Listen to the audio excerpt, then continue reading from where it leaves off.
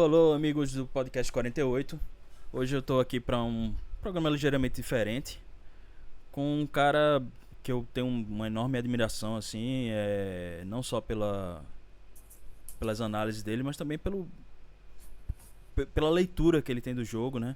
É Fábio Belotto, que é ex-atleta, podcaster também do Racha do Filhos.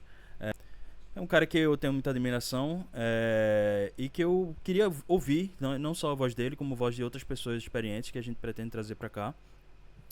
Mas, assim, e ouvir sobre a carreira, ouvir sobre basquete, ouvir, sabe? Acho que é importante a gente ouvir essas vozes.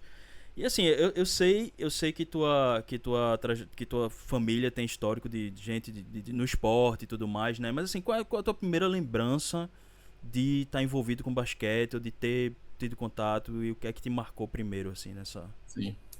Primeiro, obrigado, velho. Obrigado pelo convite. É sempre bom falar de basquete. Faz tempo que eu não perambulava por aí falando de basquete. O Weber já foi lá no Racha do Filho já falar de NBA. Acho que não tem ninguém mais bem entendido do tema no Brasil hoje, que realmente assiste, acompanha e consegue trazer análises profundas. Então, meu, conta comigo sempre que precisar. Falar de basquete para mim dá para ficar umas 3 horinhas aí, se precisar. Cara, respondendo a tua pergunta, como você falou, venho de uma família de pessoas que gostam de esporte e minha mãe trabalhou com esporte. Minha mãe foi técnica de voleibol.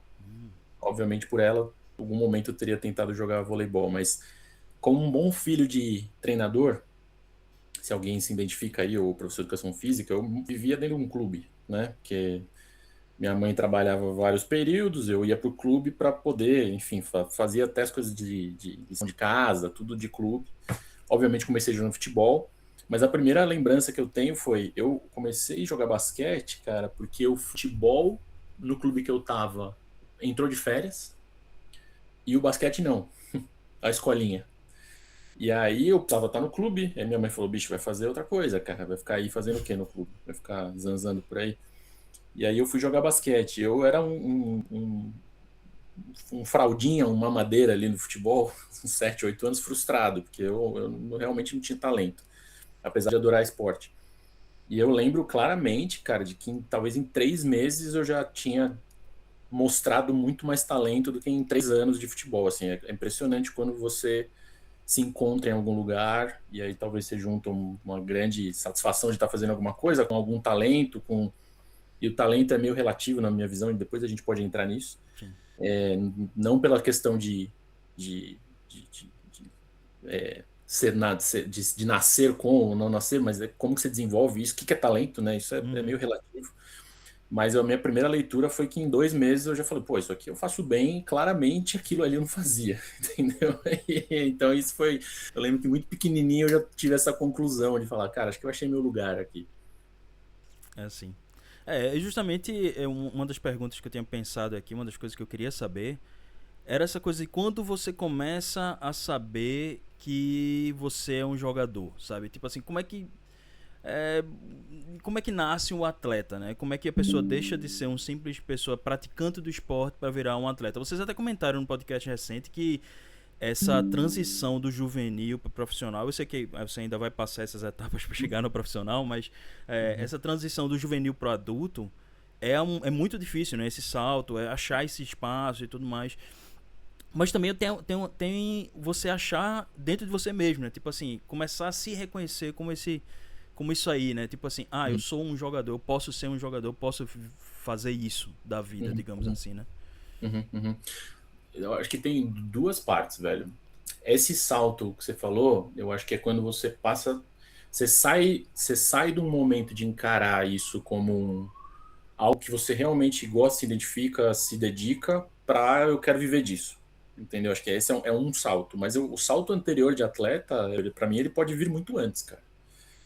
Eu acho que você se enxerga atleta a partir do momento que isso realmente faz parte da sua rotina, você realmente entrega alguma coisa a mais por aquilo que você está fazendo. Então, assim, vou dar um exemplo. Hoje eu tô como diretor de uma categoria de base aqui de São Paulo, né? Começando a desenvolver um projeto para tentar devolver alguma coisa pro basquete. E, cara, assim, os meninos com 14 anos, para mim, eles são atletas, cara. Tipo, os moleques saem lá Piraporinha do Norte lá, pega 1h30 de busão, vai, chega no treino com disciplina, horário certo, ele sabe a hora que vai começar, sabe a hora que vai terminar, sabe o que tem que fazer, sabe o que tem que fazer preparo físico, já se alimenta de um jeito, já tenta produzir hoje em dia conteúdo para que isso lá na frente ajude ele de alguma maneira. Cara, isso é uma vida de atleta, entendeu?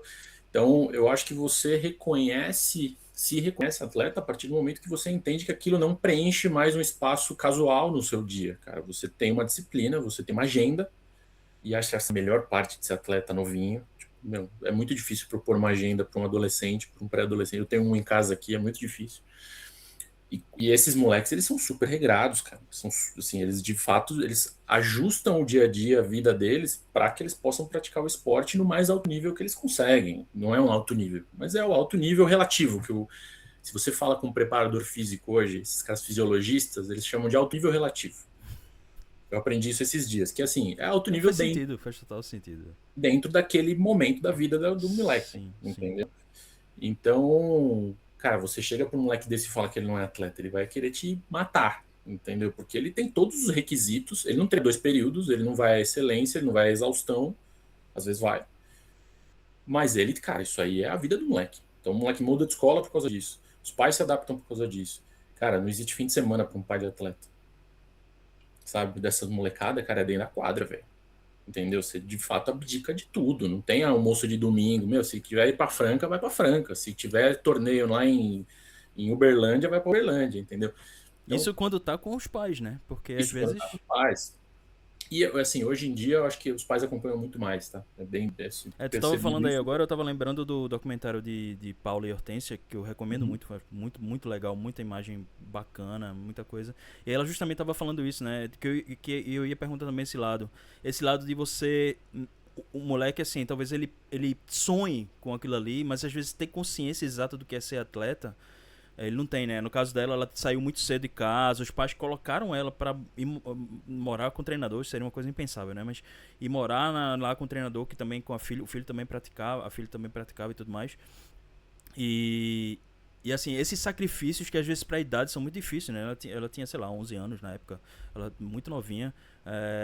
E eu acho que entender esses sacrifícios talvez tem que não, o moleque não vai entender. A gente só entende as coisas quando a gente é mais velho. Mas eu acho que talvez pelo sonho, né?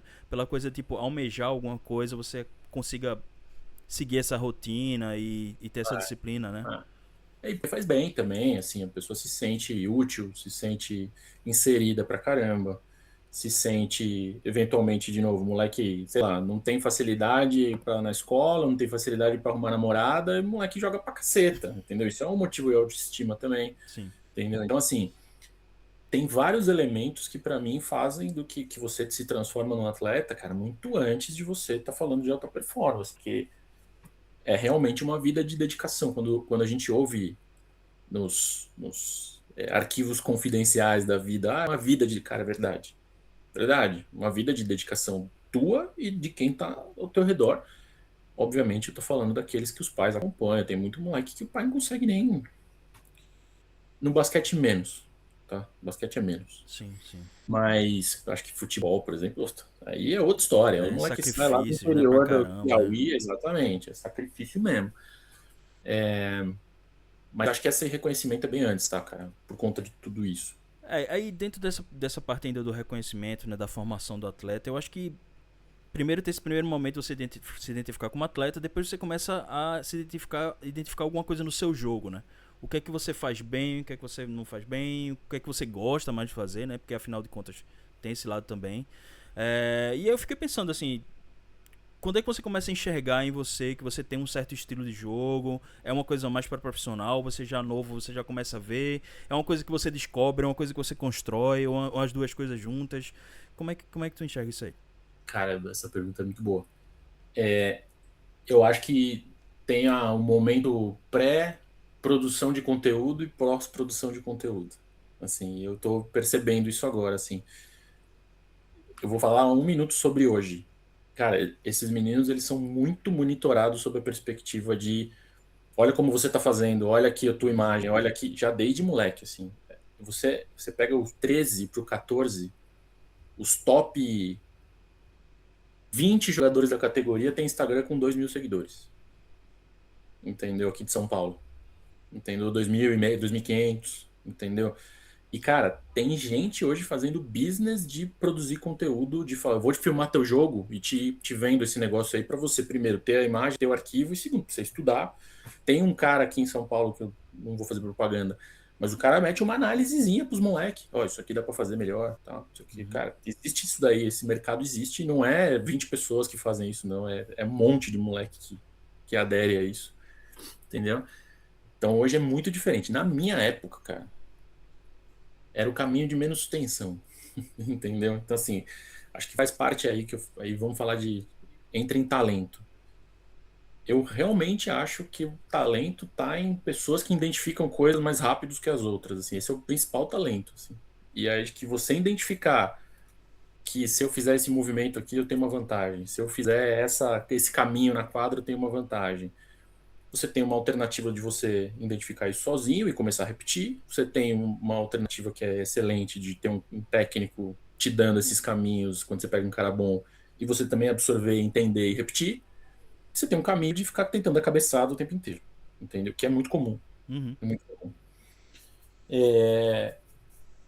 E eu, cara, eu me considero um cara que eu fui muito, muito abaixo fisicamente. Tive lesão séria, acho que você já ouviu lá minha história também no podcast, tive lesões sérias quando era muito jovem, então desde moleque eu tive limitações físicas, mas eu sempre me considerei um cara muito fácil de identificar os caminhos, entendeu?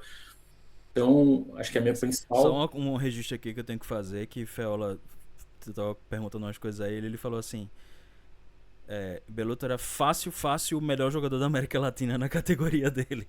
Então, Não, assim, eu tive uma ele época boa. realmente, não, mas ele já tinha me falado algumas coisas e assim, mas então você no caso tava, foi achando esse caminho, tipo, eu não sou muito físico, então como é que eu posso ter essa vantagem, né? O que eu fazia muito bem, que eu lembro, eu não era um cara físico de saltar pra caramba.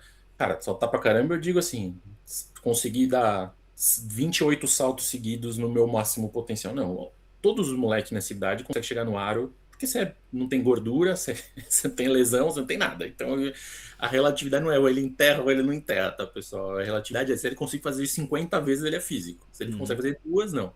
Eu era o cara que conseguia fazer cinco, entendeu? Mas eu tinha uma arrancada, os primeiros dois passos muito forte, isso é fato. Assim. Isso eu arrancava na frente, isso eu fazia muito bem. Era muito dedicado, cara, muito dedicado. Então, assim, isso. Putz, cara, você precisa pensar que o próximo jogo você precisa fazer essas coisas aqui 10 vezes. Cara, eu contava na minha. Eu preciso fazer 10 vezes isso, preciso fazer 10 vezes. Eu fazia 10 vezes, entendeu? Mas eu também, de novo, eu tinha uma facilidade muito grande de novo, ir pelos caminhos de menos tensão. Então hoje, e desde muito novo, que é muito difícil. Então, assim, hoje tá muito fácil arremessar. Eu só vou arremessar, cara. Hoje tá muito fácil arremessar saindo do bloqueio. Então eu só vou fazer isso. Eu não vou ficar me matando aqui. Não precisa disso. Sim.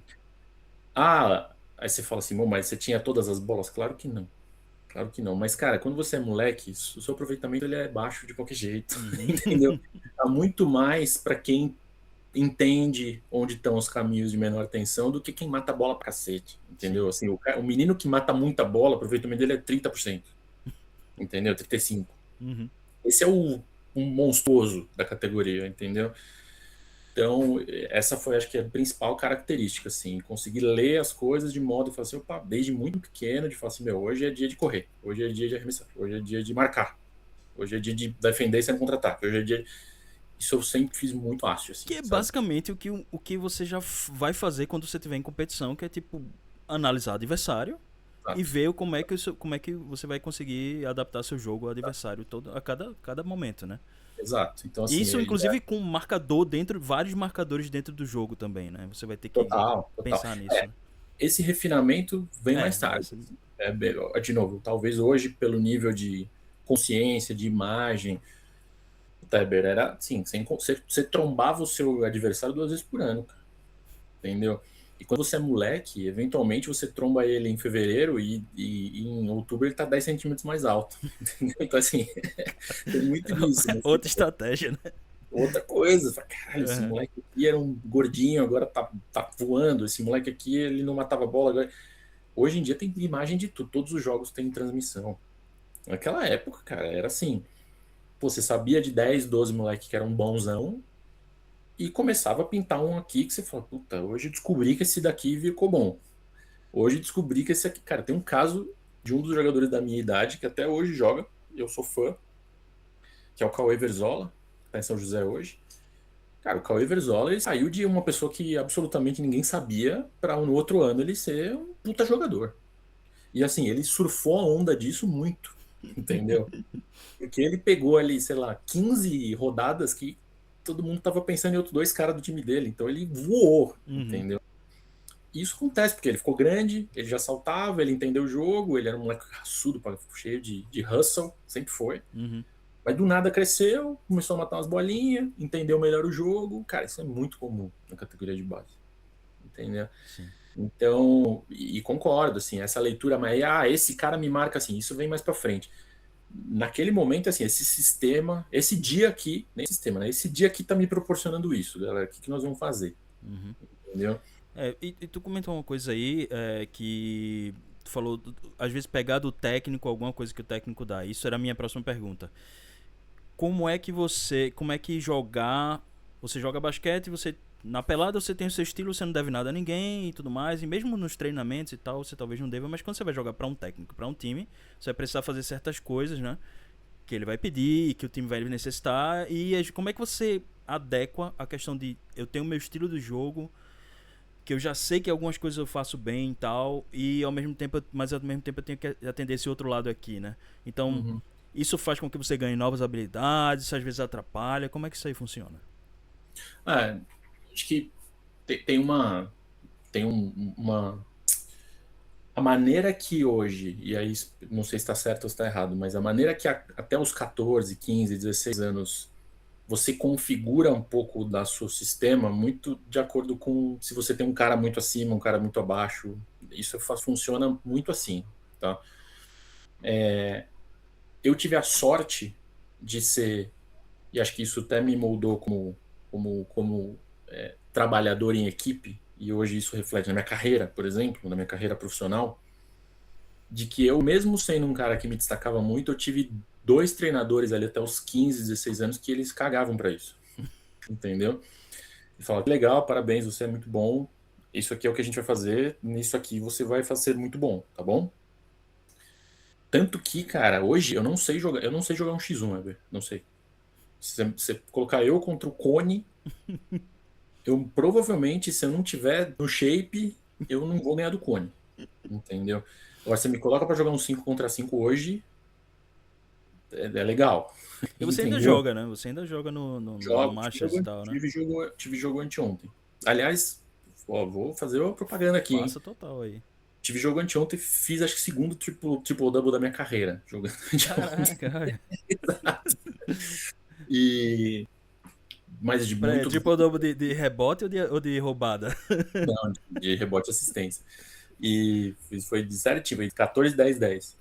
E então, assim, cara, então assim, meu, se vira aí, cara. Se vira aí. Entendeu? Assim, o sistema existe, você tem os seus talentos. Obviamente que o sistema era desenhado para tomar proveito muito disso, quando você é muito moleque. E eu fui um moleque, tem um detalhe, eu fui um moleque eu era grande, eu sou um armador grande, né? Tipo, eu tenho 1,92. E eu sempre fui grande. E eu Uhum. sempre joguei aberto, nunca fui esse grande que, tipo, fechou. Molecadinha, se o moleque é maior, já põe pra jogar de pivô, né? Sim. Eu não, eu fui crescendo sempre um pouquinho, assim. Então eu sempre fui um armador alto. Então, cara, era um cara que, puta, cortava as linhas de passe. Quando você entende melhor o jogo, você tem os benefícios que é, putz, você rouba 10 bolas pro jogo, porque você entende 3 jogadas antes o que vai acontecer, entendeu? Você vai ficando mais velho, aí vira duas, porque o moleque começa a ficar tudo rápido. Uhum. Você fica aí um dia talvez você tá bem, o outro não, mas quando você é pequeno você tem esses benefícios. Então, eu tive sorte de fazer isso, de viver isso, de ter treinadores muito, eles se importavam muito com a parte tática, obviamente adequada para as idades, né? Tava tendo um debate aí eu não gosto de fazer isso como diretor hoje, mas com o treinador lá do projeto que eu tô falando, galera, não dá pra você jogar uma flex, sabe qual é a jogada Uhum. flex? Com um menino de 13 anos, cara. O pivô pegar a bola na cabeça, ele nunca vai olhar pra cesta, ele não consegue pôr a bola no chão e tomar a decisão e falar, ter as letras, não vai. Tipo, não tem como, cara. É impossível, entendeu? É. Então tem um pouco desse. Mas isso é do treinador, né? E, obviamente, teve também a minha postura de falar, tá bom, beleza, top. Então é nisso aqui que eu preciso tentar me desenvolver meus talentos. Então vamos embora, entendeu? Então, cara, tem os dois lados, entendeu? Assim, você tem. E aí eu tô falando de cara, um desses dois treinadores foi o Gustavinho, Gustavo De Conte, Sim. certo? Eu tive essa sorte de esse nível de outro Nelsinho que, meu, é um cara que deve ser 8 vezes campeão na categoria de base 10, Uhum. entendeu? Tá até hoje aí desenvolvendo o moleque à torta direito. Mas é uma perspectiva minha, entendeu? De novo, acho que parte da maturidade do menino, entendimento do menino, estabilidade do técnico. Sim. Precisa A, ganhar ou a, a precisa pressão, aprender? né, do programa. E às vezes essa coisa do programa, tu agora que tá trabalhando com isso, essa coisa do programa ter que dar certo ou não ter que dar certo. Vocês estavam comentando do negócio do São Paulo, né, cortou as categorias de base. Então, assim, também isso aí deve ter um peso enorme, né, para o cara decidir como é que as coisas vão funcionar. Mas assim, o basquete brasileiro é outro problema bem Sim, maior que a gente pode conversar mais em detalhe depois. Mas sim.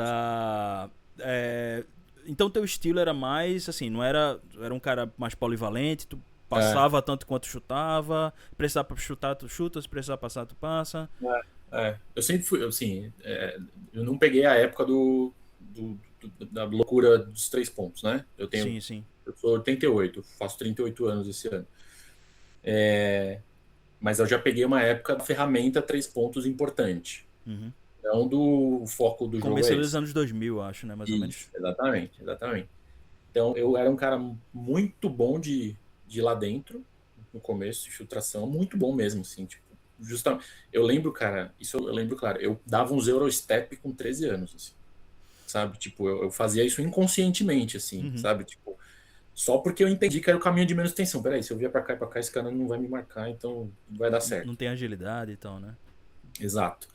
E eu tenho foto, assim, eu tenho uma foto aqui em algum lugar aqui na minha casa que eu tô meio que numa bandeja indo para um lado, assim. Eu falo, olha, cara, eu dava Eurostep em 2003, cara, tá vendo? E eu tinha um bom chute de mid-range, eu gostava muito de jogar no mid-range. Eu não era matador de bola.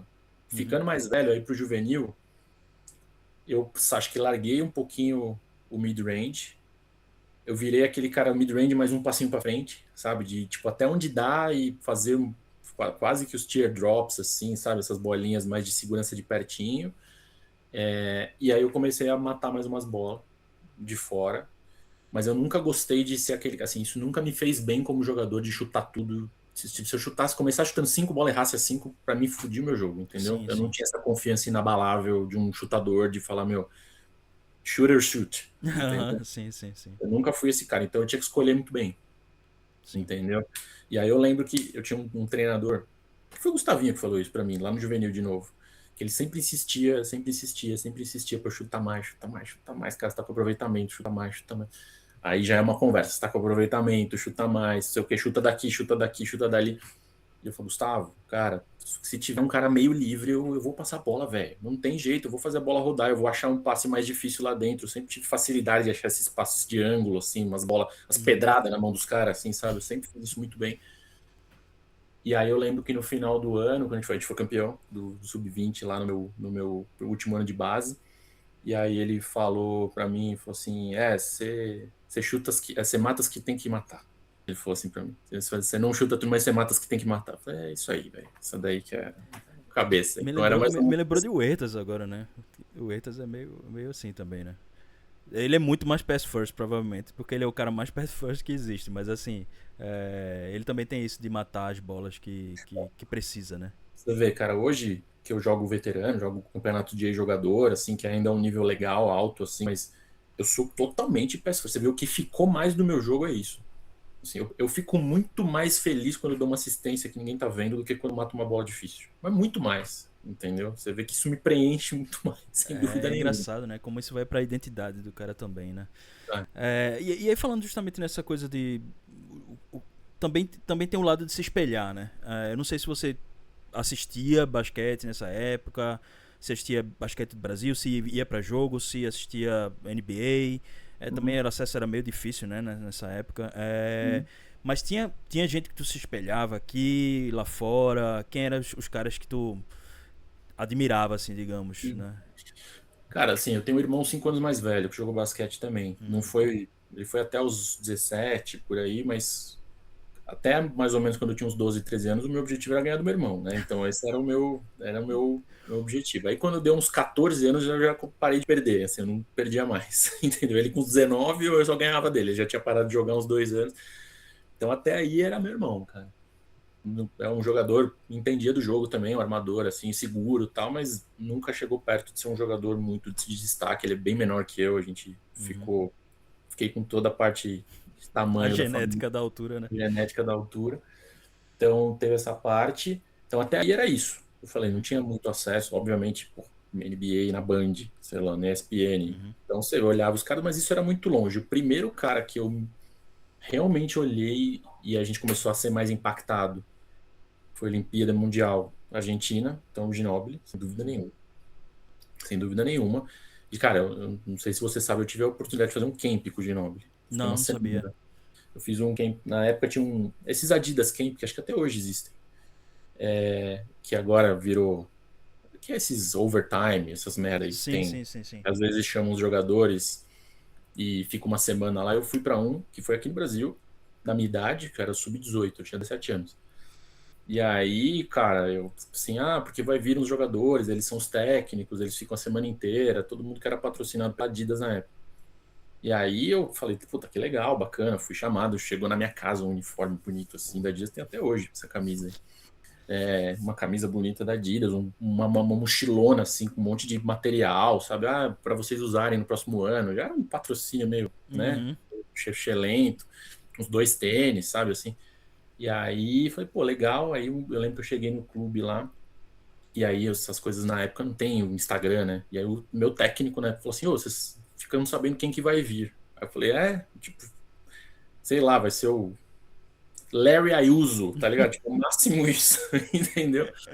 E aí, cara, simplesmente os técnicos foram Nocione, Ginóbili, Nenê e Eduardo Nájera, Nossa, putz. que era o mais bosta dos 4. Aham. Mala. Também mala pra caralho. Mala pra caralho. Sim. Você ouve o cara falar, você achava que ele era o Will Chamberlain. Sim, aham. E era só esses 4 caras que eram os técnicos, os caras ficaram a semana inteira com a gente. E aí eu fiquei do time do Nenê.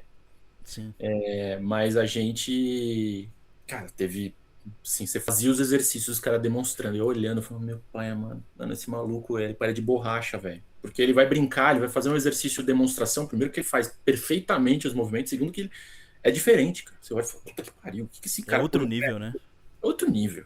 Cara, o Eber, alongando, você já fala, esse maluco é diferente. Ele parece um contorcionista, velho. Você vê que o corpo do cara já era diferente. Entendeu? Então, acho que o Ginóbili, sem dúvida nenhuma, e a gente já consumia muito, né? E essa questão de, tipo, a gente pode, tá ligado? Tipo, que aquela Argentina trouxe, tipo, nós somos tudo branquelo, frango, e mesmo assim dá, sabe? Sim.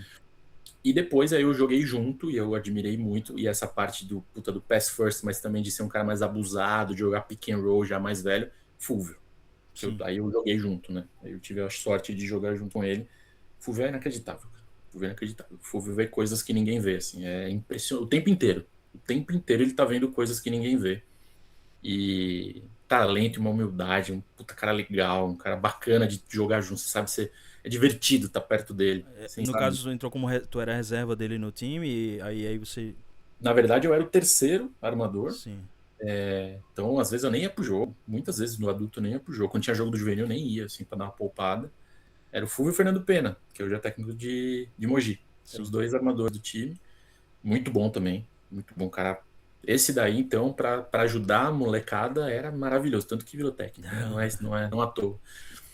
Então, 2 caras maravilhosos em seu estilo, mas sob a perspectiva técnica, assim, o Fulvio era impressionante. Assim, inacreditável. Sim. Treinar com ele era... Cara, era todo treino você saia falando, filha não. Esse gordinho, velho, o que ele tá vendo, cara? Sabe? É impressionante.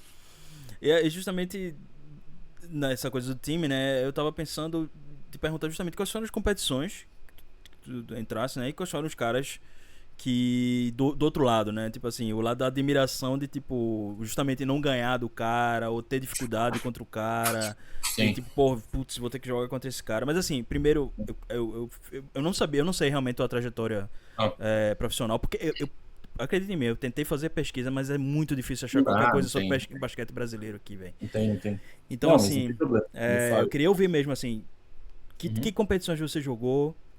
Eu sei que você também chegou a jogar na base da seleção, não foi? Ou eu tô enganado? Foi, foi. Então, vamos lá. É. Eu comecei a jogar num clube aqui de escolinha, chamado Clube Esportivo da Penha, Uhum. aqui em São Paulo, que eu morava lá na Zona Leste, na Penha. Aí eu joguei um pouquinho lá e meu irmão foi para o Clube Atlético Ipiranga, que tem uma história no futebol lá atrás, com um clubinho super familiar assim. Eu fui para lá no sub-10, 11, sub-12, mas eu tinha 10 anos, eu era 2 anos mais novo. Eu jogava contra os. Então eu fiz 3 anos de sub-12, entendeu? Foi ótimo, foi ótimo. E aí eu fiquei no Ipiranga até os 15 anos. Aí uma coisa, o Ipiranga aconteceu igual aconteceu no São Paulo agora.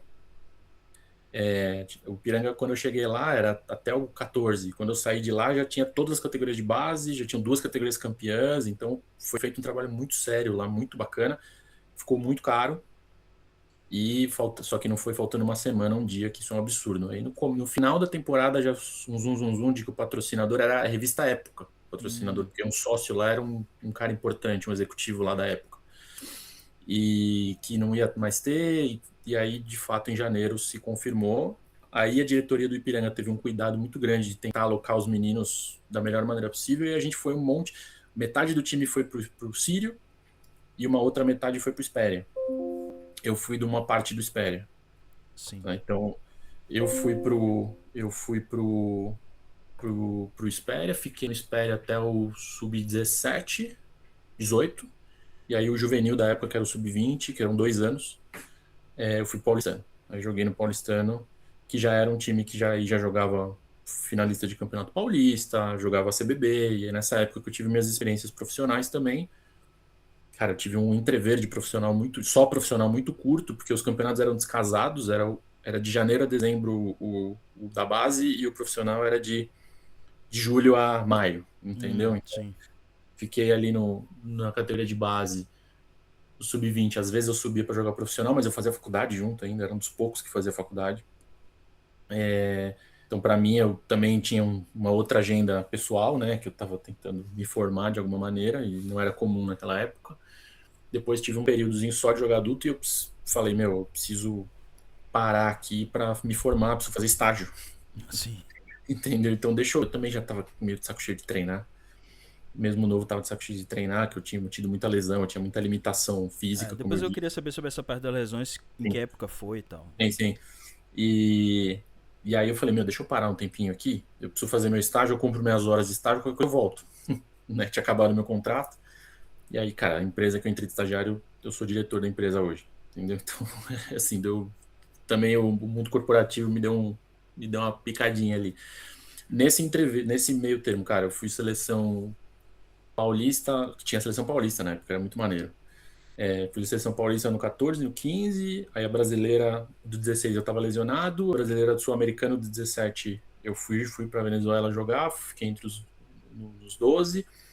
A do 18 eu não fui nem convocado, e aí eu lembro que foi uma fase que realmente eu tava meio que falando, já tava meio que verbalizando que eu não queria mais jogar, e isso meio que pegou mal. Falei, meu, não sei se eu faço faculdade, se eu jogo, isso pegou meio mal. E aí quando fui pro Paulistano, eu voltei para a seleção na 19, sub-20, né? Que foi aquele melhor mundial da história da categoria do Brasil, né? Que ficou em quarto, perdemos lá para a Austrália do Pat Mills no terceiro e quarto. Apenas, Mas né? essa seleção eu fui o dos penúltimo corte, cara. Eu machuquei o pé. Eu Caramba, tive velho. uma lesão. Eu já tive uma lesão de ligamento antes de a gente se juntar para treinar. Fui lá em Rio Claro. Ficou umas 3, 4 semanas em Rio Claro antes de ir. E eu cheguei meio bichado, cara. E eu tava bem pra caramba. Tanto que meu time foi campeão, era o capitão titular do meu time no Uhum. final. Mas aí já era um nível, cara. Tô falando de Mineiro, tô falando de Paulão Prestes, tô Sim, falando sim, de sim. Vitor Faverani, tô falando de. Sim. Era uma. O negócio já tava no nível alto. Só que eu fui cortado, o penúltimo corte. Fiquei nos 14, e aí cara, Realmente eu não Lesionado também consegui é acompanhar demais, o né? ritmo dos caras, já tava com muita dor. Eu lembro que até depois, óbvio que eu fiquei triste, né? Porque foi muito legal o resultado, mas eu lembro que no dia que foi cortado foi um alívio do caralho. Falei, meu Deus, cara, acho que eu ia ter que, sei lá, como que eu ia voltar desse negócio, entendeu? Então essa é a minha carreira. Aí depois parei de jogar, não voltei, e aí eu. Já depois desse Sul-Americano, tu parou.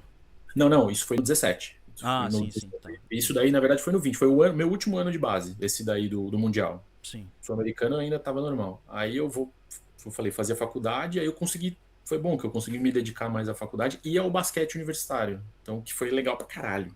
Porque eu fui seleção universitária, fui jogar uns torneios muito maneiros. Fui jogar uns torneios lá, Unicinos, que jogava contra a seleção de Argentina, Uruguai. Legal pra caralho. Muito bom, muito maneiro. E alto nível. Então, fiquei mais uns 3 anos nessa. E aí, depois eu virei jogador, mas até hoje jogo nos times aí que eu vira e mexe, eu não consigo levantar da cama no dia seguinte, porque eu acho que não sou jogador. É, não, normal, velho. Com 38 anos, você já começa. Eu já tô com 40, quase 48, bicho. Então, aí que fica mais difícil ainda fazer qualquer coisa. É, tem uma. Tu falou essa coisa das lesões e tal, e uma das coisas que eu gosto muito das tuas análises, porque tu considera, tem essas coisas que às vezes as pessoas não consideram. E eu vejo muito espectador médio de basquete, por exemplo, na hora de criticar atleta, isso aí não só de basquete, né? Qualquer coisa. O cara acha Uhum. que, né? Sabe tudo que tá se passando ali em quadra só olhando, né? E a gente tava até vendo o caso da lá de Ban, né? Essa semana, Ban Adebayo com o recorde dele e tal, e você comentou, não sei como é que o cara consegue no fim do jogo tá dando tipo, tanto drive, né? Tanta infiltração, o cara não morre assim, né? E isso é uma coisa que eu fiquei pensando assim, acho que quais são as coisas que as pessoas não consideram assim, falta de ritmo, o nível da defesa adversária, os problemas extra-quadra, o cansaço, que é uma coisa que a gente só vê quando já tá num nível da exaustão. Você não vê que o cara tá cansado quando o cara tá só cansado, né? E, tipo, tem Uhum. que pedir pra sair e tal.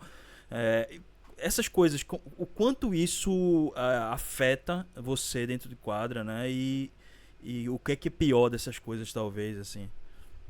Ah, cara, assim, o que eu fico impressionado hoje é o nível que os caras atingiram fisicamente. Assim, o meu comentário do Ban Adebayo foi: eu particularmente não gostei de assistir aquilo, foi feio para mim. Reconheço o quão histórico foi, sem dúvida nenhuma, impressionante. O primeiro quarto foi inacreditável, foi maravilhoso. 31 pontos, né, ele fez. Não, e assim, as bolas que ele matou, pelo amor de Deus. E eu só falei, o que mais fiquei impressionado foi o aspecto físico disso, porque para você chutar 40 bolas num jogo, meu irmão, chuta 40 bolas sem ninguém te marcando, sem ninguém na quadra, indo pegar um rebotinho ali, você já morre, entendeu? Uhum. Então, realmente, esses caras estão num nível físico absurdo. Mas assim, quando você tá num alto nível, aí vamos falar já de um alto nível, gente, pelo Uhum. menos do 17 para frente ali, vai. Cara, você tá no shape ali, por mais que você esteja lesionado, você tá sempre num estado físico bom, assim. Então, você é treinado para jogar, seja jogo de FIBA 40 minutos, você é treinado para jogar 60, Hum. entendeu? Então, dificilmente você fica extenuado, assim, às vezes jogos seguidos, que aí é uma questão de costume, é o seu corpo se adaptar a isso. Então, os caras da NBA são super adaptados a jogar 2 dias seguidos. Pega o NBB se os caras vão jogar 2 dias seguidos, vê se os caras entregam no dia seguinte. Não é porque os caras são piores fisicamente, porque a alimentação é diferente, o sono é diferente. Cara, no NBB, se você quiser perder o jogo e ficar se martirizando a noite inteira, porque vai ter jogo daqui 4 dias, tá tudo bem, velho. Se você tem jogo no dia seguinte, meu irmão, você não dormir, você tá fudido, cara. Uhum. Entendeu? Então, assim, sabe, pequenas coisas que a gente nem pensa, Sim. entendeu? Mas o que mais impacta, o Eber, eu vou te falar, cara, que basquete nesse nível é difícil demais, velho. É difícil demais, tem que pensar, cara.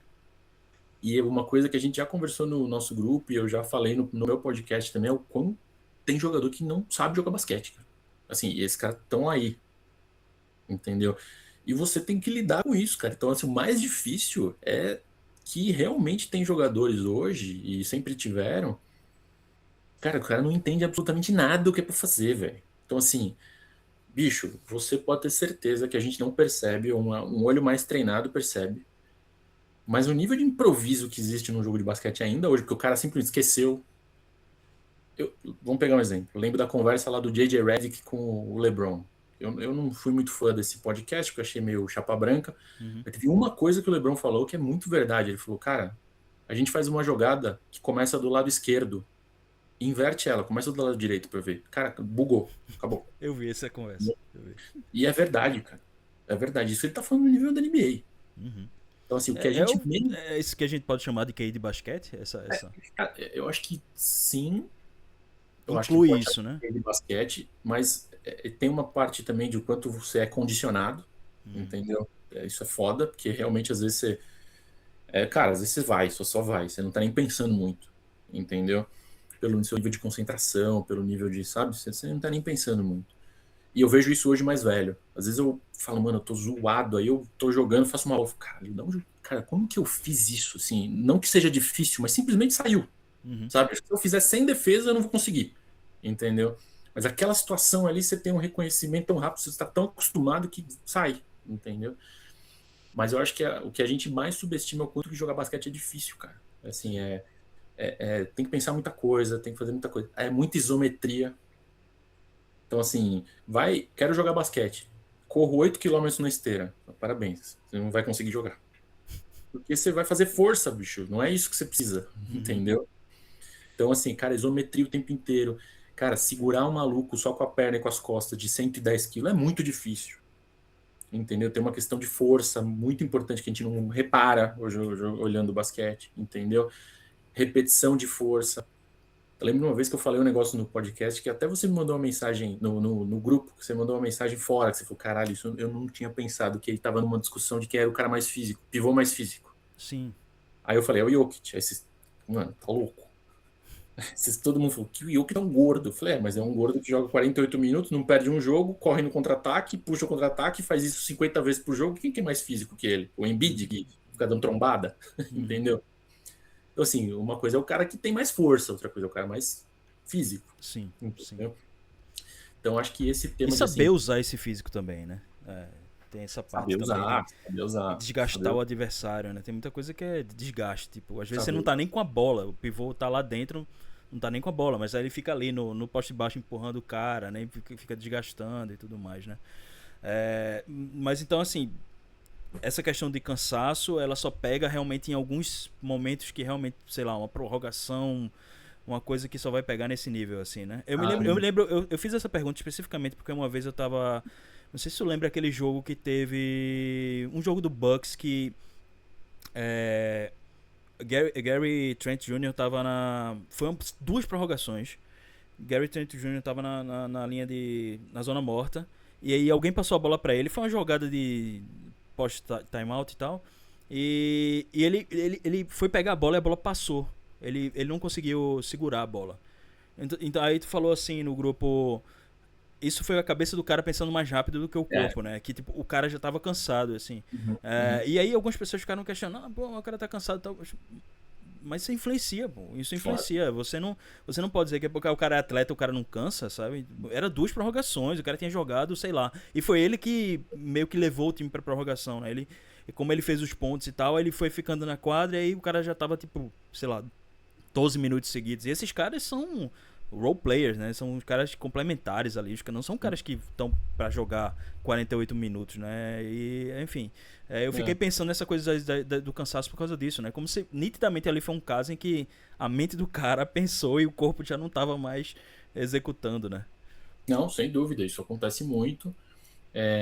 E de novo, puta, tem vários fatores que influenciam. Exemplo, eu não lembro desse jogo, mas assim, se o Gary Trent já marcou um cara mais forte do que ele está acostumado, a barrinha de energia dele, porque tem que segurar o cara.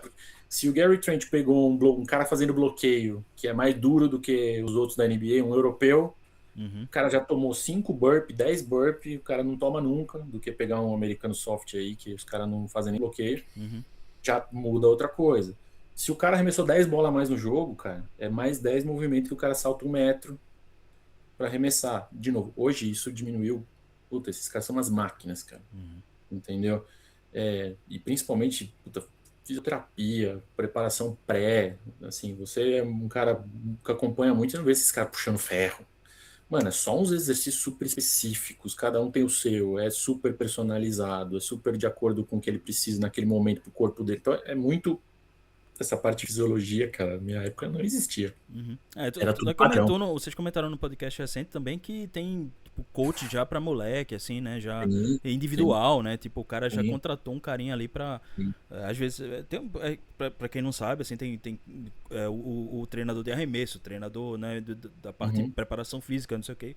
Tem coisas uhum, específicas, né? Então, sim, sim. já tá num nível E que tá bem avançado isso, né? eu não lembro, mas sei lá, o Gary Trent tinha jogado no dia anterior, o cara mudou a minutagem, tudo isso impacta, cara. E Uhum. de novo, não é porque o cara está mal fisicamente, é porque isso é um acúmulo, isso tem uma questão de costume.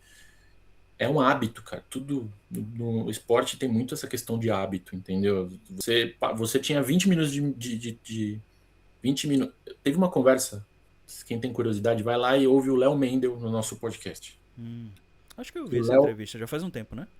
Ou faz foi? um tempo, um Sim. tempo. Mas o Léo falou uma coisa muito maneira. Ele falou assim, cara, quando eu cheguei na Espanha, o meu aproveitamento de lance livre tava um lixo, porque eu chegava para bater lance livre morto, porque eu era outro ritmo de jogo, entendeu?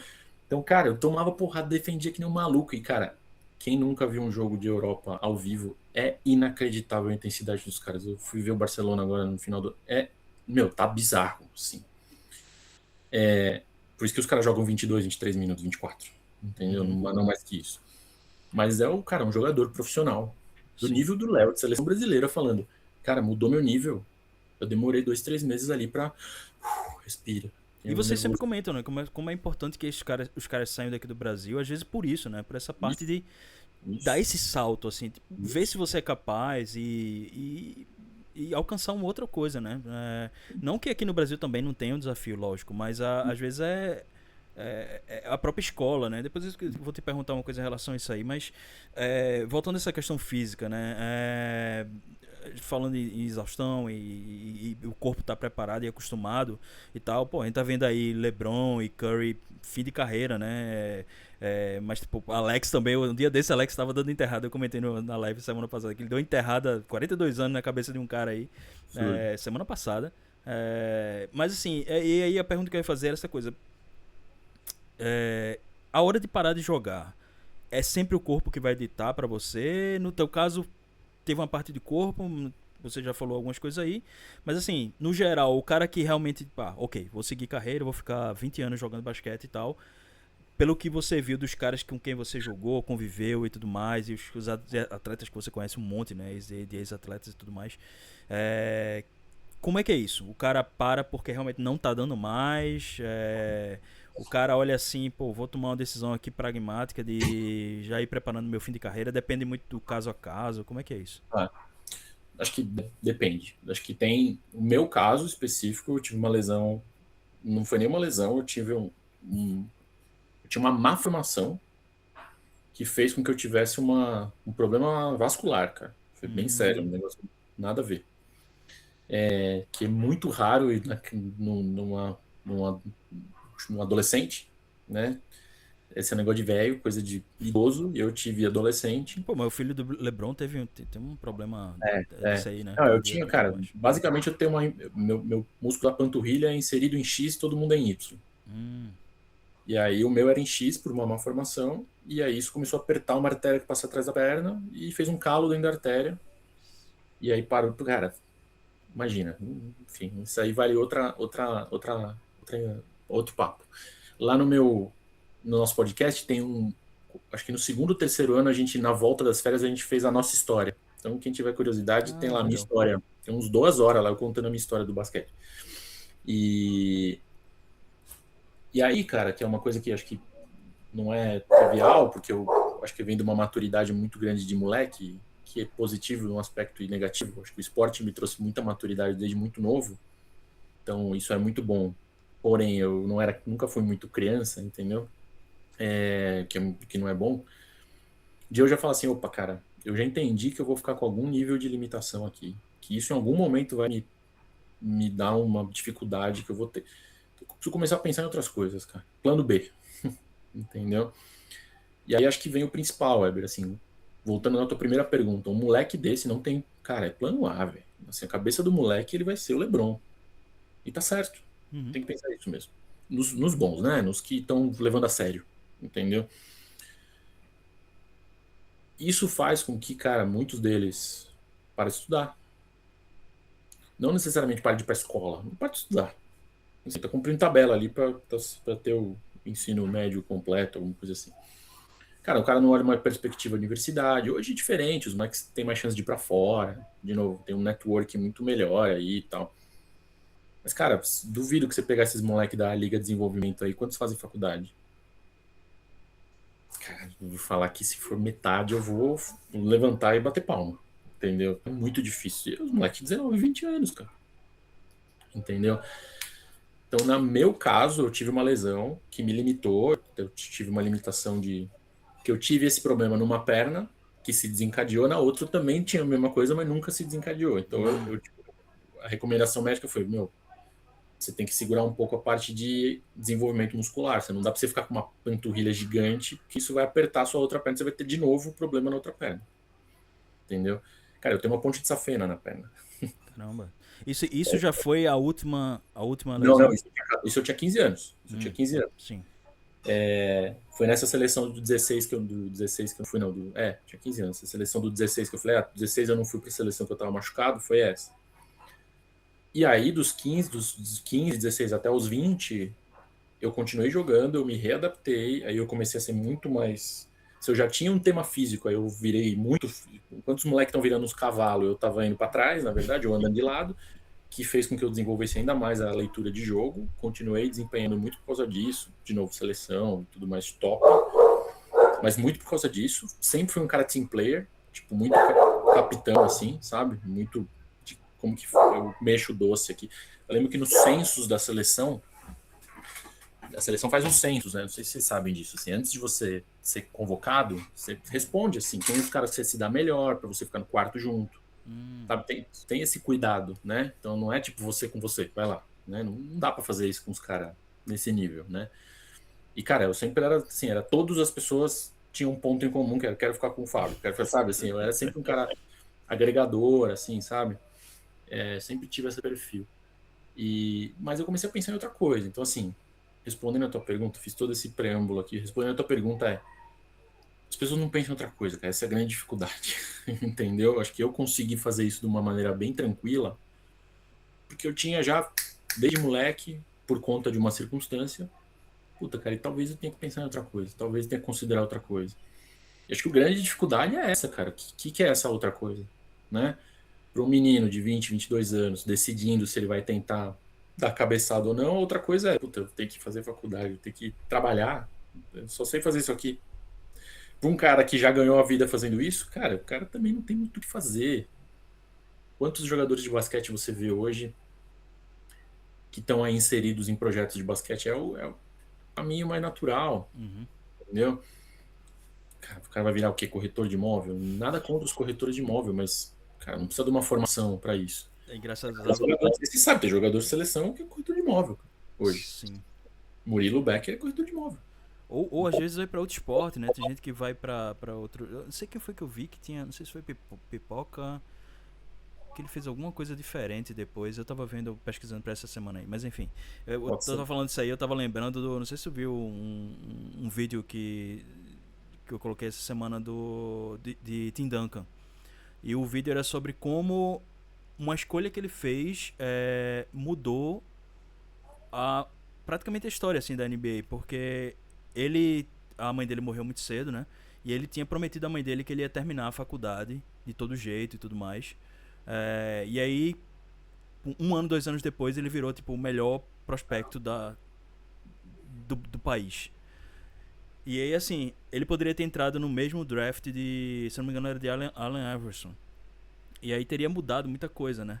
Mas aí ele decidiu ficar. Inclusive é engraçado que o cara fala lá no vídeo que ele chegou a publicar artigo na área de psicologia e tal. Ele terminou a faculdade e tudo mais. Nadador. Ele foi nadador, né? Sim, sim. A família, a irmã dele mais velha parece que era nadadora e tudo mais. Mas aí é essa coisa, né? De um cara que, justamente ele falando que a premissa do vídeo é porque esse cara é totalmente diferente dos outros, assim. Não é normal o cara fazer isso. Escolher né, vou ter uma carreira depois e tudo mais, né? Ah, ah, Então ah. é muito raro realmente esse lado aí. É, e aí, falando dessa coisa pós, né, pós mundo pós basquete, né, para você. É, tem o Racha do Filhos, né? Aliás, eu tenho sempre curiosidade de perguntar por que Racha do Filhos e não dos filhos. Pergunta muito boa, hein? Você sabe que a gente tem uma holding. Filhos é uma holding, porque a gente tem um outro podcast muito maior que o nosso, inclusive não a gente, mas os nossos colegas do Filhos tem um outro podcast que é sobre vinho, esse é grande mesmo. Esse é, acho que é o maior que tem no Brasil. É muito bacana, inclusive, Confra do Filhos, tá vendo? Do Filhos.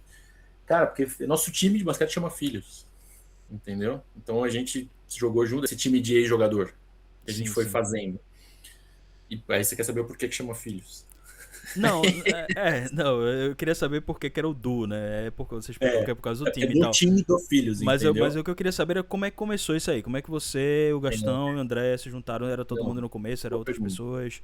Por que quando é que você sentiu necessidade? Quando você viu espaço para Sim, fazer sim, sim, isso? sim. Cara, sim, isso veio num momento que, bom, eu e o Gastão, que começamos o podcast há 5 anos atrás, sei lá, acho que mais. Os dois trabalham em empresa multinacional. Ele é engenheiro, eu sou economista, administrador, e ele trabalha na Siemens, eu trabalho numa farmacêutica suíça.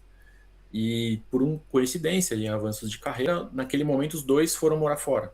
Então eu fui despatriado, eu morei na Colômbia 2 anos e ele estava morando naquela época ele estava em Portland. E cara, a gente muito amigo, né?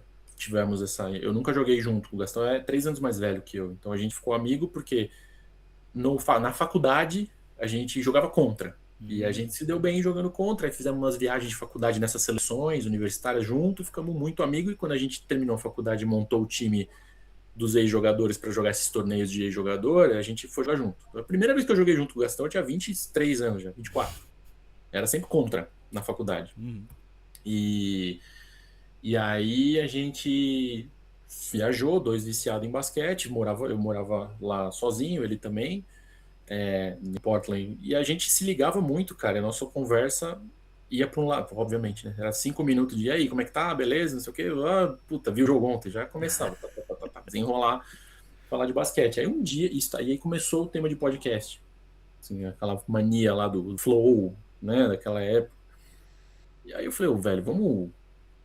Porque a gente começou a mandar no grupo. Ó, ontem eu falei com o Gastão, vocês viram tal coisa? Aí os caras falaram, porra, chama a gente. Chama a gente pra gravar, chama a gente pra conversar. Eu falei, meu, tem 20 caras aqui no grupo, velho. Eu e o Gastão somos solitário aqui, meu. Não deixa a gente falar. Aí um dia eu falei, Gastão, vamos gravar e mandar no grupo a conversa, porque aí ninguém fica questionando o que a gente tá achando. E a gente fez isso, cara. A primeira vez a gente gravou e jogou no nosso grupo de WhatsApp lá. Tipo, ó, galera, ó, tá aqui, ó, o que a gente falou. Aí o galera do grupo falou, porra, isso aí é um podcast, né? Eu falei, pô, é um podcast. Então vamos gravar o primeiro? Vamos gravar o primeiro. E a gente estava começando a fazer o Fantasy. E aí o primeiro é o Fantasy, né? Então a gente meio que fala por que a gente selecionou tal coisa e tudo mais. Na semana seguinte, 2 semanas depois, a gente falou, vamos começar a gravar quando der vontade. Não vamos. 2 semanas depois, sábado de manhã, morte do Kobe Bryant, Ah, caramba. né? É o nosso segundo episódio, entendeu? E aí, cara, eu lembro que eu fiquei muito triste, cara. Eu chorei de parecer que eu tinha perdido um parente, assim. E, cara, eu tenho uma memória muito boa, né? Acho que eu já sempre falei, o nosso podcast não tem roteiro, cara. É tudo de cabeça, assim, sabe? Inclusive os podcasts, quando a gente fala de coisa passada, é na cabeça, assim. A gente organiza o que a gente quer conversar, mas não tem muita pesquisa por trás. E aí, só que esse dia eu falei, puta, cara, aí joguei no grupo lá, com o Gastão, vamos pensar, o que você lembra do Kobe? A gente fez e aí esse episódio ficou muito legal. Sim, foi o segundo episódio, a gente basicamente falou o que a gente achava do Kobe, o que a gente lembrava dele, porque ele influenciou a gente a gostar de basquete, momentos. E, cara, esse episódio deu, sei lá, na época, uns 500 views, assim, sabe? Nem Instagram tinha, cara. Acho que foi meio passando de um pro outro. Até hoje, acho que é o nosso segundo episódio mais visto, entendeu? Naquela época lá, sem, de novo, só áudio, né? Assim.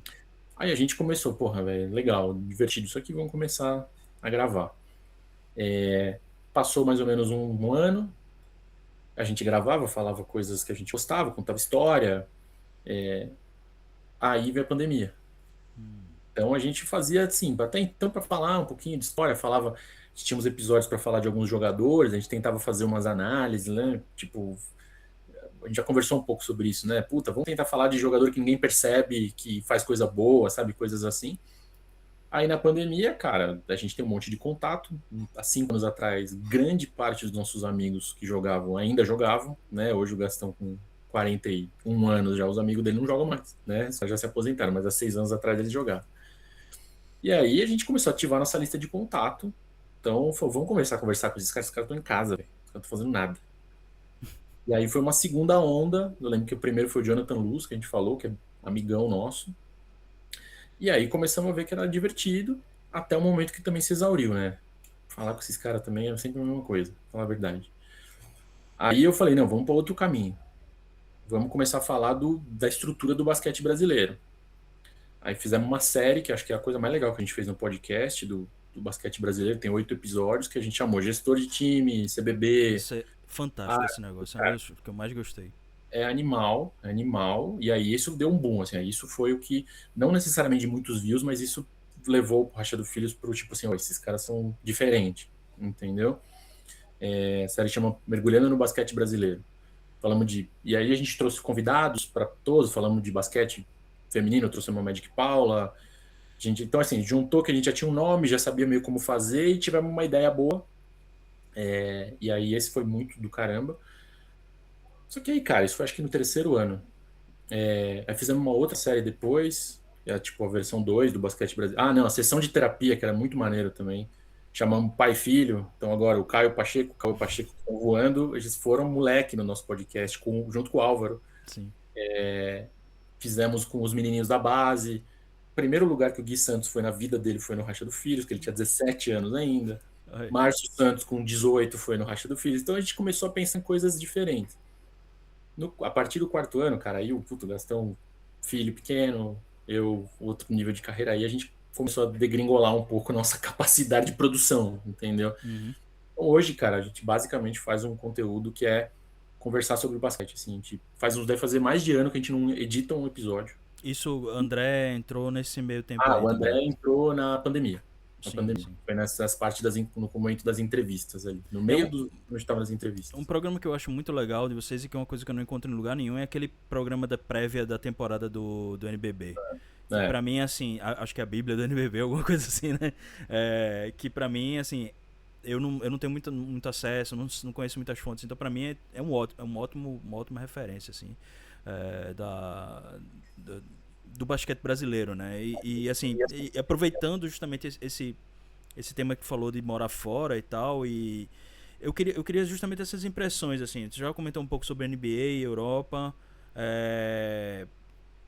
mas tem também o lado do Brasil em relação aos outros países aqui da área, né, da região e tudo mais. Assim, tu chegou a ver o basquete colombiano, o basquete brasileiro. Como é que a gente se coloca no mundo?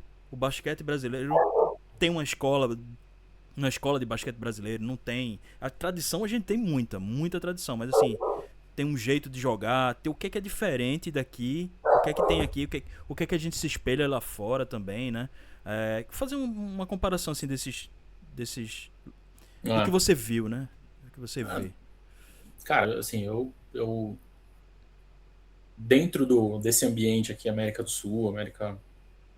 Acho que tem duas escolas para mim muito claras. Tem três escolas de basquete. Tem a escola da Argentina, que é uma escola de armadores, isso é muito importante. Tanto que a gente vê no NBB a quantidade de armador argentino. Então é uma escola de leitura de jogo mais parecida com a espanhola, só Uhum. que com muito menos capacidade física, muito menos material humano físico. Os espanhóis são compridos, têm os braços longos. O argentino, difícil achar um cara lá, uma aberração física, né? Mas é um jogo mais pensado, assim. Acho que tem a escola do Brasil, cara, que ela tenta emular alguma coisa parecida com o que se joga nos Estados Unidos, certo? Acho que é mais ou menos isso, sem o talento, com muita ferramenta física. A gente tem sim umas aberrações físicas aqui, mais adaptado para o basquete FIBA. E agora, nos últimos, sei lá, 5, 6 anos, na época lá que começou com Monte Monsalve, com um elemento de defesa europeia, assim, que tá fazendo a gente permear ali o top 10, o top 12 do mundo, que puta que pariu, maravilhoso. Ficando aí para sempre, tá tudo bem. E tem a escola aí da América Central, que aí é uns caras, fisicamente é outro bicho, uns caras pequenos, muito forte mesmo, assim. Outro dia eu falei no meu podcast quanto que era difícil jogar com a Venezuela na base. Os moleques são muito fortes, cara. Muito forte. É outro bicho, assim, sabe? Mas um basquete mais solto, né? Assim, tem um pouco de responsabilidade tática. Eu acho bonito tecnicamente, assim, os caras estilou. Brinquei do Ayuso, eu adorava ver o Ayuso jogando arroio. Puta que pariu, craque. Entendeu? Tem alguns bons venezuelanos muito bons. O Andrezão contou a história do Graves Vasquez aí uns 2 episódios atrás, cara. Um monstro também, A gente entendeu? falou dele na live agora Ah, recente é. também, foi. Então acho que são essas 3 escolas. E aí a Argentina e o Uruguai se assemelham, tá? Acho que a Argentina, não sei se vocês sabem, mas tem uma infinidade de basquete de base na Argentina. Tem lá 400 clubes de bairro jogando basquete, então tem muito mais material. O Uruguai é menor, mas é parecido. Acho que o Uruguai é mais hustle, assim. Os caras são mais brigador do que os argentinos no basquete. O resto, cara, de verdade, assim, ainda é coisa, é amadora, assim, sabe? Assim, acho que a Colômbia ainda tem material humano, uns negão grande pra caramba lá, entendeu?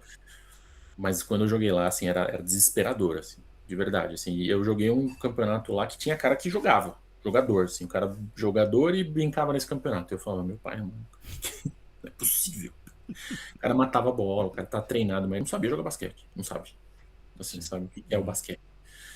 Então, acho que essas são as características hoje aí. Eu acho que o Brasil está muito bem posicionado, cara, assim, como nunca esteve em ambiente internacional masculino. Assim, a gente está bem hoje, tem um grupo competitivo e o que está por vir da próxima geração é talvez a coisa mais interessante que a gente vai ver no basquete brasileiro. Não sei se vai dar liga, mas a gente nos próximos 10 anos vai ter a melhor coisa que a gente vai ver no basquete brasileiro é o que a gente está vendo agora, Matias, os irmãos Santos agora, né? Du e Gui, Breno indo pro Real Madrid agora, Pedrinho lá do Basconia é um craque. Esse moleque é muito acima, entendeu? Então, eu tô falando de cara que vai ser armador titular do Basconia, de Euroliga, assim, daqui a pouquinho, daqui a 2 anos, assim, sabe? Então, acho que a gente tá vivendo uma fase especial do basquete brasileiro, assim, sobre... Você falou de uma coisa bem interessante no podcast de vocês, que foi a gente tá começando a conseguir resultados com a seleção B, né? É, Assim, que é uma coisa que é importante para você. A gente tem que dominar a América Latina e Central aqui tranquilamente para poder bater de frente com as seleções ali de, sei lá, sim. Lituânia, né, aquela galera ali do meio ali da Europa, né, que não é nem Espanha, nem Uhum.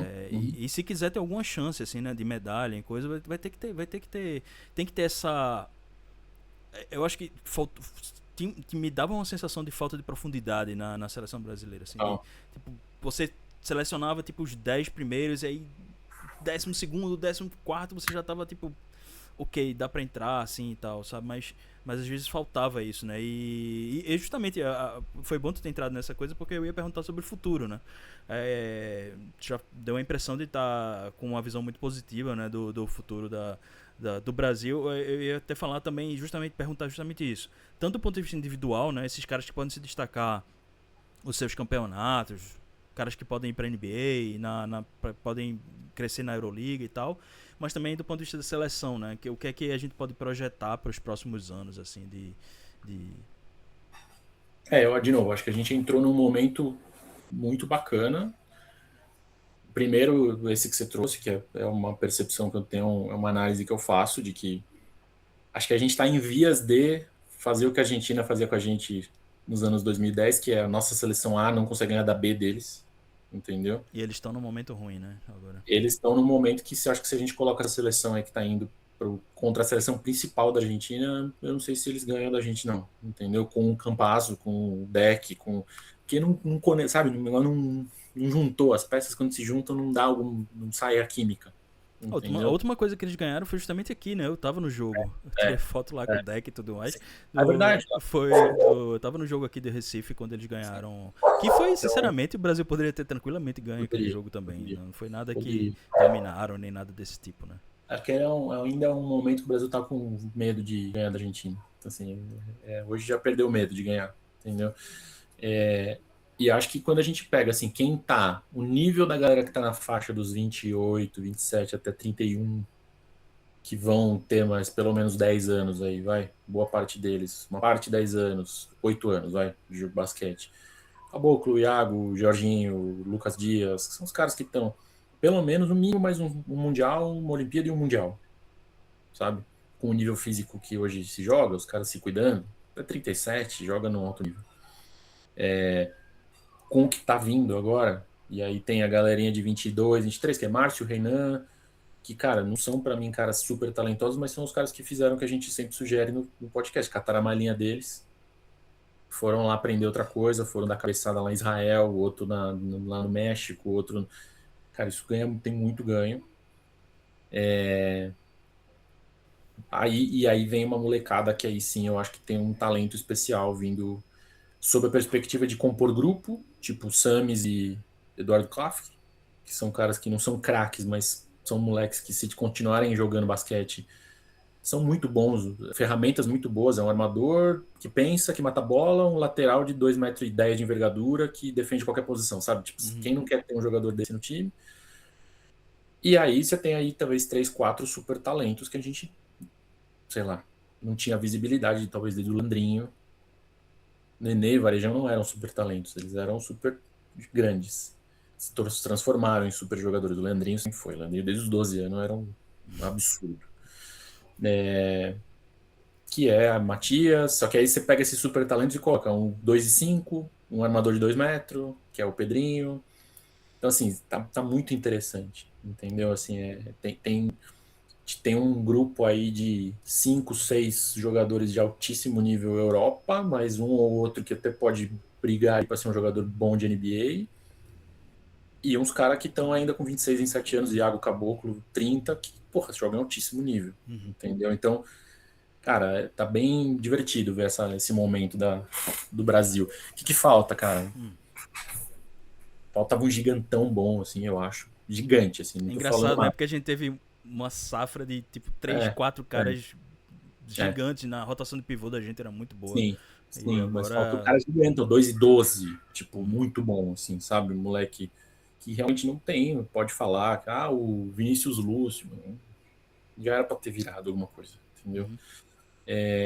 Mas pode estar lá, pode compor elenco, Felipe dos Anjos, sabe? O cara, ok, o cara mais ou menos, o cara foi um cara bom, né?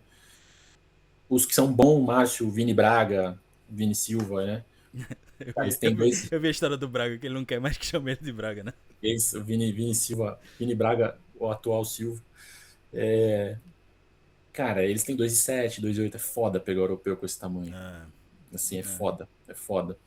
Então, a única peça que falta, assim, não precisa ter 2, 3, não. Você tem um cara de 2,12, 2,11 que joga nesse nível e já, puta, é o que precisava. O resto, cara, nós estamos bem servido aí, velho. Nós temos chance de ter, na minha visão, daqui 4 anos, para mim, dois dos melhores armadores do mundo, com o Iago e o Pedrinho. Cara, anote esse nome. Pedro Figueiredo é um absurdo de jogador. Uhum. Temos chance de ter dois lateral de 2,5 m, que é o Alessio Matias e o Edu, mais o Gui de 2,1 m, que é de novo, mais o Márcio jogando na Euroliga, mais o Caboclo que vai jogar até os 35, 36 anos com a ferramenta física que ele tem, sabe? Mais o Samis e o Edu vindo do banco, dois jogadores muito úteis, mais o Reinan, que é um rompedor, sabe? Tipo, puta, cara, tem Tá muita bem coisa, né? composto, né? A minha próxima pergunta é meio que já pra encaminhar pro fim, era meio que bate pronto assim. Qual é a tua. Eu sei que tem esses caras que estão pra, tipo, virar, né? Digamos assim. Ou já viraram, mas ainda não assumiram na seleção esse protagonismo, nem esse papel de maior destaque, assim. Mas qual é a tua seleção, teu quinteto ideal hoje no Brasil? Quem é vai escalar pra jogar contra, sei lá, contra a Argentina agora é uma final? Quem são os cinco caras que tu coloca pra ser titular? Cara, eu tirei uma foto hoje, assim, com o material que a gente tem na mão. Eu acho que é o Iago, o Jorge, porque o Jorge achou o lugar dele na seleção muito, muito mesmo, assim, acho que ele entendeu exatamente o papel que precisa ter na seleção brasileira e faz Concordo. isso muito bem. E assim, você precisa ter um cara que marca 5 posições, que sempre vai ser mais físico que todo mundo do outro lado, Uhum. sabe? Eu acho que, cara, mais pelo menos uns 2 anos, acho que o Léo vai estar no Prime agora, em entendimento de jogo, em capacidade de leitura, que ele fez agora nessa última janela é brincadeira. Assim, ele brincou de jogar basquete, e ele tá fazendo isso na CB também. Tá muito bem na CB. Assim, é um cara de 12, 14, 15 pontos todos os jogos. Isso na CB é foda. Tá? O Caboclo, com certeza, eu sou um fã do Caboclo quando ele tá afim. Caboclo afim. Cara, eu acho que a gente pode gostar, pode não gostar, mas o Lucas Dias é um jogador inacreditável. Assim, eu não sou fã, mas eu reconheço que vai terminar a carreira como um dos maiores jogadores da história do basquete brasileiro. Assim, ele é muito foda. Ele é muito foda. Entendeu? Ele Isso aí sabe muito. afeta um pouco o que você falou da questão de jogar, ter que jogar um pouco mais baixo, né? Ah, Mas aí também abre outras possibilidades, né? Assim, ah, eu acho que a gente ah. tem técnico pra aproveitar isso também, né? E aí, cara, assim, só não sei que você não perguntou, mas aí tem o Márcio despontando muito, muito bem ali. Acho que é um cara para substituir qualquer um na rotação. Eu ainda acho que o Raulzinho a segunda melhor coisa que a gente tem se estiver bem fisicamente, se não a primeira. Mas aí eu tô dando crédito pro Iago ainda que ele tá mais tempo bem fisicamente. Eu gosto muito do ímpeto do Reinan, assim, acho que tem que estar muito forte, entendeu? Já começaria a inserir os meninos aí um pouquinho mais. Daqui a pouco precisa Gui, Deodato, começar a passar bastão aí pra molecada que tá vindo. Sim. Bom, e a última pergunta que eu te faria era mais aquelas hipotéticas, né? Uhum. Eu especificamente, assim, normalmente a gente faz esse tipo de pergunta, mas as pessoas não têm a referência de estar dentro de quadra. E Uhum. aí, justamente, o meu interesse era: se você fosse montar um time pra jogar com você, dos jogadores que você viu jogar, né? Dos caras com quem, ou que você viu na TV, ou da NBA, ou da sua época pra cá, né? Quem seriam os 4 caras que você botaria na quadra pra jogar com você? Puta merda. Assim, pensando em encaixe, pensando em tudo, assim. Eu sei que é uma Cara, pergunta eu vou, meio. eu vou, eu vou, eu vou restringir aos que eu vi ao vivo, tá? Que eu acho que Tá, é tudo bem. melhor. Uhum. Sim, óbvio que eu ia falar o Jokic, mas eu nunca vi o Jokic ao vivo. Eu imagino que ele estaria no time de qualquer um, porque é inacreditável, mas eu nunca vi ele jogar ao vivo. Então eu vou pegar os que eu vi jogar ao vivo. Puta, cara, assim, uns caras que eu fiquei muito impressionado. O Ginobili, sem dúvida. Acho que é impressionante. Cara, quem eu já vi jogar ao vivo, que eu fiquei muito impressionado quando eu vi pelo tamanho, tecnicamente. Eu falei, caralho, mano, esse cara não dá pra defender, cara. Eu lembro que eu já vi ele algumas. Olha, nada a ver. Alternativa, hein, Eber? Vamos lá. Vai? Lamarcus Aldridge foi um cara que eu olhei e falei, cara, não dá pra Pô, defender mas esse é um maluco. puta jogador, pô. Não tem o que fazer, assim, Aham. não tem o que fazer, porque, cara, saía pros dois lados, sai pros dois lados, arremessa de qualquer jeito, muito alto. É aqueles caras que falam que tem 2,11 mas tem 2,16 sei lá, sabe? Esses caras Uhum. que é muito maior, o braço muito grande. E Cara, tecnicamente, não, eu puta lembro que eu olhava monstro, esse cara, assim. eu fui ver jogo por coincidência em andanças de trabalho, um momento que eu morei nos Estados Unidos lá, trabalho. Muitas vezes eu fui ver jogo do Portland.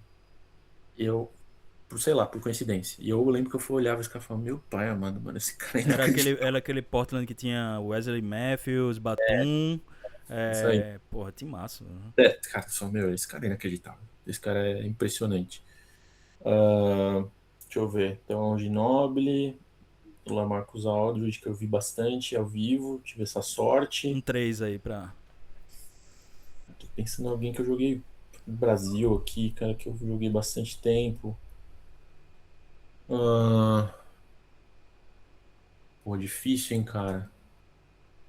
É...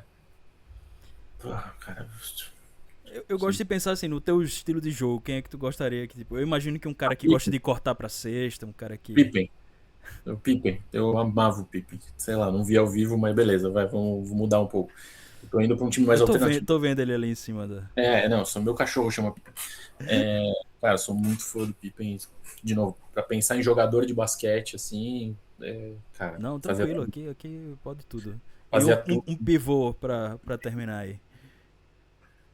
Ah, cara, assim, obviamente que eu não vi, eu acho o Jokic a coisa mais impressionante.